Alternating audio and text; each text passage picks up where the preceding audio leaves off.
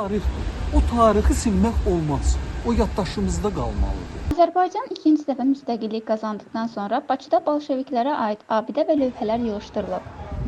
Amma Azərbaycanda Sovet hakimiyyətinin qurulmasında müstəsna rolu olan və Daxili İşlər Xalq Komissarlığının səlahiyyətli nümayəndəsi işləyən Bünyad Sərdarovun barelyefi isə saxlanılıb. Bir qism Bakı sakinləri lövhənin təcili çıxarılmasının, digər isə saxlanılmasının tərəfdarıdır. Bəziləri Sovet dövründən, bəziləri AXC dövründən qalıb. Həmin dövrdə rus dilinin hakimiyyətini düşünsək əslində normaldır. Amma müasir dövrümüzdə, necə ki, məsələn, metroda həm ingiliscə, həm Azərbaycanca var. Burada düşünürəm ki, Azərbaycancaya əvəz olunması ya da izah olunması daha məqsədə uyğun olar. Əgər bu varsa, həmən dövrdə də yazılıbsa, bu qeyd olmalıdır mənə görə. Yəni, Almanların tarixində Hitler var məsələ üçün. Hitler hansı kitablarını seçib istəyirlər ki, yox, Hitler belədir. Amma qeyd edirlər də, yəni. Nə bilim valla, yenə də məncə normal bir şeydir, qalmalı. O bizim tariximizdir. Olub, yazıblar, qalıb. Bu dəqiqə şəhərə çıxırsan, yerli şəhərlərin əksəriyyəti rus dillidirlər. Baxmayaraq ki, Azərbaycanda yaşayırıq, çox Azərbaycanlılar var ki, Azərbaycan dilini bilmir, rus dilində danışır. O da var da. Ona görə qoy qalsın. Mən də rus dilliyəm, sevirəm rus dilini, belə deyək. Birinci tarixdə o vaxtdan qalınıb ona görə. Yəni nəsildə görsün ki, bunlar belədir. Deyirəm ki, bilib-bilməyənlər üçün ola bilsin ki, yanında açıqlama kimi də verirsin ki, bilməyən insanlar da məlumatlana bilsin.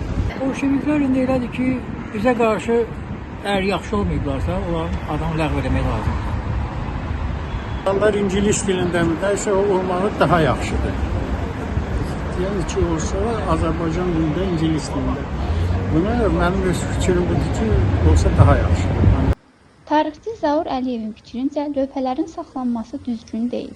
Küçələrdə bu barelyeflərin qalması, küçə adlarının qalması bir qədər mən hesab edirəm ki, düzgün deyil. Məsələn, götürək elə birinci Bünyad Sərdarovun adının olması. Bünyad Sərdarov kim idi? Bolşevik idi və o Şamiyanın yaxın ətrafında olan bir insan idi. Onun məqsədi Azərbaycanda Cümhuriyyəti quran insanlarımızın zəhmətini yerə vurmaq, Azərbaycan Cümhuriyyəti üçrəngli bayrağımızı yerə indirib qırmızı Sovet bayrağını qaldırmaq idi. Bunları saxlamağın o deməkdir ki, sən o insanların ruhunu hörmət istəyirsən.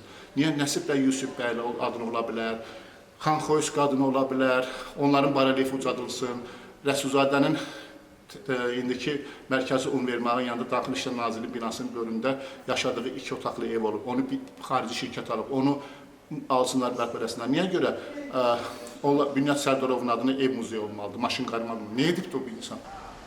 Mədəniyyət Nazirliyindən isə bildirdilər ki, hələlik Bünyad Sərdarovun barelyefinin sökülməsi ilə bağlı Nazirliyə müraciət daxil olmayıb. Daxil olarsa, sökülmə işlərinə baxıla bilər.